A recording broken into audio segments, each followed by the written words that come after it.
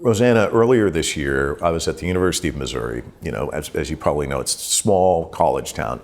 And one of the foreign exchange students who came here from China told me that she came here with enormous trepidation. She was fearful that she was going to be a victim of gun violence because everywhere you go in the United States, you go to a synagogue, you could get shot. You go to a movie theater, you could get shot.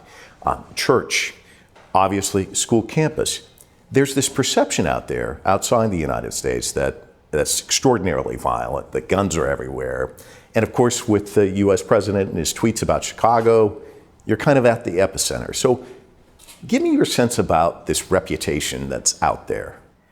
You know, I think it is absolutely the case that in the United States, you are just even a general citizen is at higher risk for gun violence involvement than citizens of other, so-called developed or high-income countries. It really is a challenge that in many ways feels very uniquely American.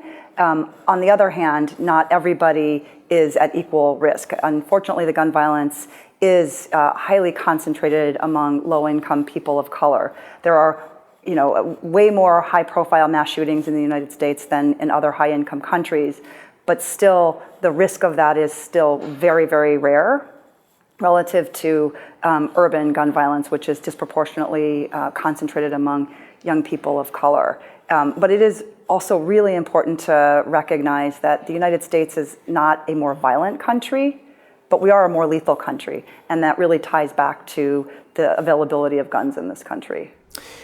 You know, you talk a lot about data, you're all about data, but when you go researching this to find data, it's just not there. I mean, Switzerland-based small arms survey, this was done in 2007, found that Americans make up less than 5% of the world's population, but account for 42% of all the world's privately held firearms. But looking for more research on this, I just couldn't find it. But basically, that breakdown, and that again, it's 2007, that's more than one gun per adult in the United States. Why this fixation with weapons, and why a lack of research on this? Well, I think the lack of research is in many ways sort of an intentional way to obfuscate very important information. I think the sort of vested interests that want to continue to be able to sell guns and not be held accountable have made it very hard for policymakers to put resources into research, have actually created federal laws that make it harder to do research on guns. The Centers for Disease Control, which is sort of our nation's kind of public health authority, is prohibited from investing in gun violence research, or has very tight restrictions on what they're able to do. And I think that really does create a lack of actionable, policy-relevant information. Chicago is not alone in having this level of gun violence. There are many cities across the United States that actually have higher rates of gun violence. And so if we can learn in Chicago what actually works, cities like St. Louis and Baltimore and Detroit and lots of other cities across the country would be able to benefit from that. Roseanna is the founding executive director of the University of Chicago Crime Lab and the Urban Education Lab. Both work to, quote, help develop, implement, and evaluate promising social policy interventions.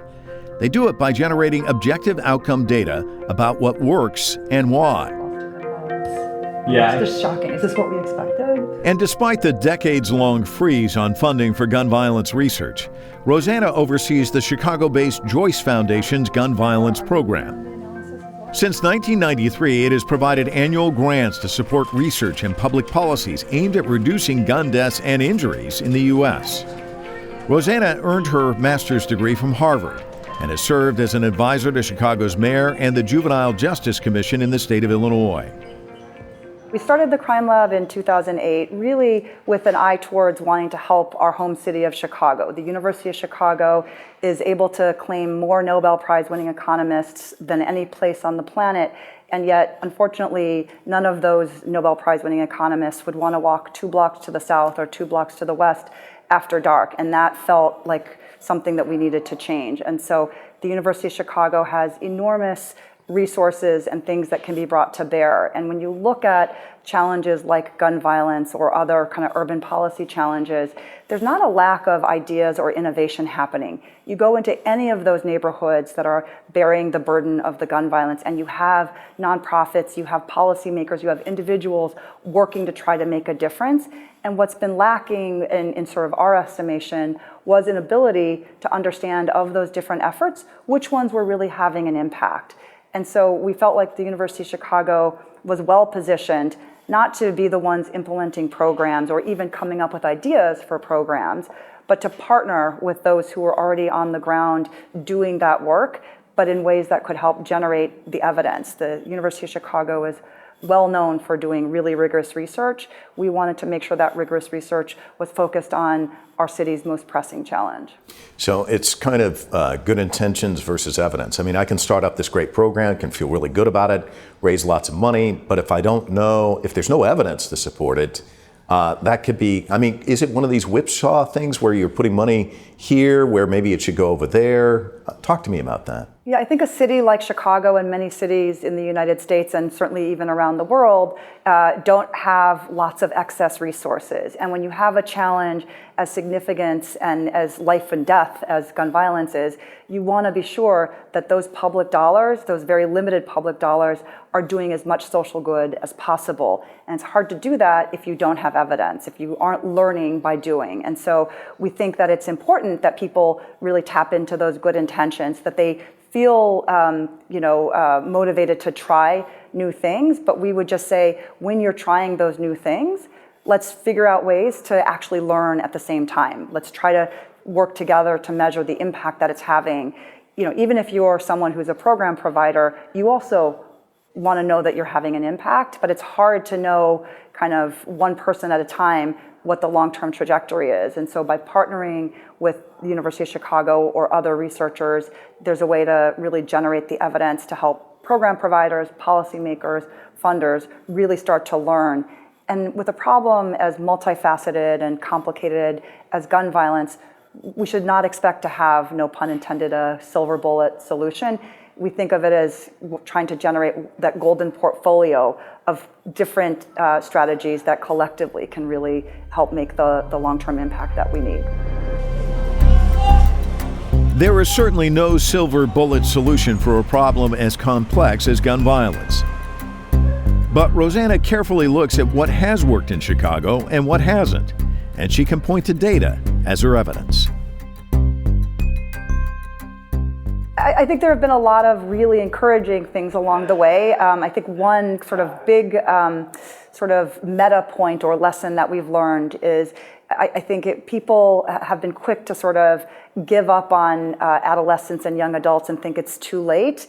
And I think one of the things that we've been able to see is that there are programs and there are strategies that can really help change the trajectory of even youth and young adults. I think too often people think if we don't do a good job in early childhood, we've sort of lost the opportunity. And so I think a lot of the evidence that we've been able to generate really shows that programs like Becoming a Man, which works with adolescent boys in some of our most disadvantaged neighborhoods, most under-resourced schools, even kind of relatively light touch programs like that, it's a cognitive behavioral therapy intervention, can really move the needle in decreasing violent crime involvement, as well as improving high school outcomes.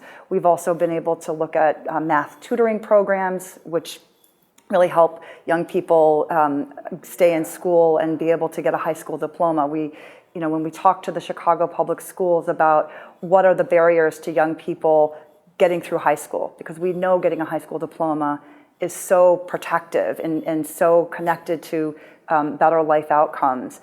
One of the things that someone who worked for Chicago Public Schools said is a young person gets into 9th grade, and if they're behind in their math abilities, they might not stay in school long enough to graduate. And so something as simple as a very targeted but intensive math tutoring program can be a real game changer. And it's those kinds of insights and innovations, in some sense, maybe not that surprising, but what was surprising is it wasn't being done. You know, it's interesting, and I know that you know this, and maybe you can talk about it. it just seems like there's a cauldron out there, and you throw into this witch's stew. You take all of the different things: poverty, a lack of economic opportunities. You look at poor schools, drugs, gangs, underemployment, segregation. You put it all together. So, you were talking about a silver bullet. It's almost layered, isn't it? I mean, you have to peel off this layer and that layer to really make a difference, don't you?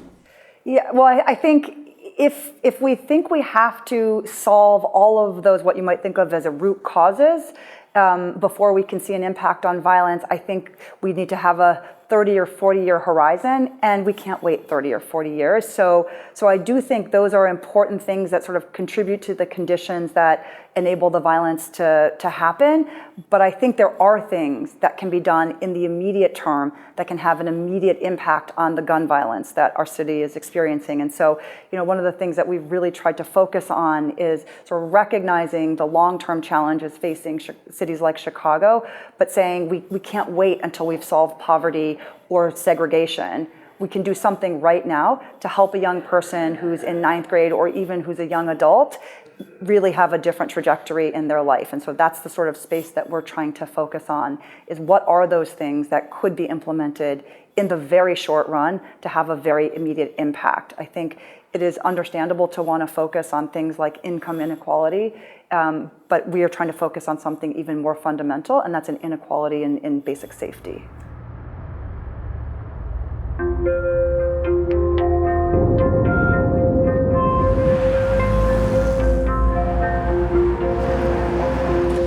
Outside her office, I talked with Roseanna about how the homicide rate in Chicago compares with the homicide rate in similar U.S. cities and other countries around the world. If you live in some neighborhoods, your risk of homicide or shooting victimization is as dangerous as the most dangerous places on the planet. And if you live in other neighborhoods, your risk is almost zero. Still, if you look at the U.S., our rates of homicide and gun violence are much, much higher, though, even for Caucasian males relative to Caucasian or all males in places like the UK or other places. We just have to sort of normalize a level of gun violence in this country that would be shocking other places. So the UK just had their homicide rate go up from like 1 per 100,000 to about 1.5 per 100,000. And Theresa May called a convening to discuss what to do about the crisis of violence in their country.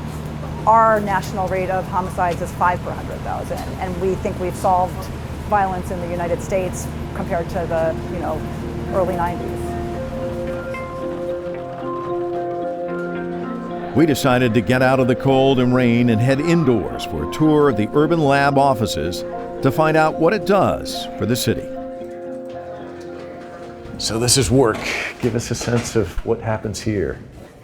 We have a lot of mostly young, mission-driven, very smart people who are working on a whole range of projects. A lot of projects with the Chicago Public Schools to try to measure the impact that programs are having to improve education outcomes. We have other staff who are working on projects with the police department or the state's attorney's office. But the truth is, the most interesting work doesn't happen here. It's when the people who work here are out in the neighborhoods, looking at the programs, talking to the young people about their experience in the programs that we're studying. And that's critically important. So what are the kids saying? I mean, what are you hearing out in the neighborhoods? I think the thing that has been so heartening is if all we did was look at data, I don't think you would get a sense of really how incredible both the young people are, but also the impact is that it's having. We have young people who for a long time, people had sort of given up on. And something as simple as working with them on helping them learn math, and then they start to see themselves as actually being very bright and capable.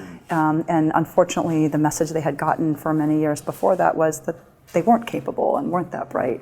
And hearing them describe the impact that these relationships with positive adults are having is really so inspiring. And one of the things I find interesting is we talked about becoming a man, but there's a piece for the girls too, womanhood as well. Talk to me about that.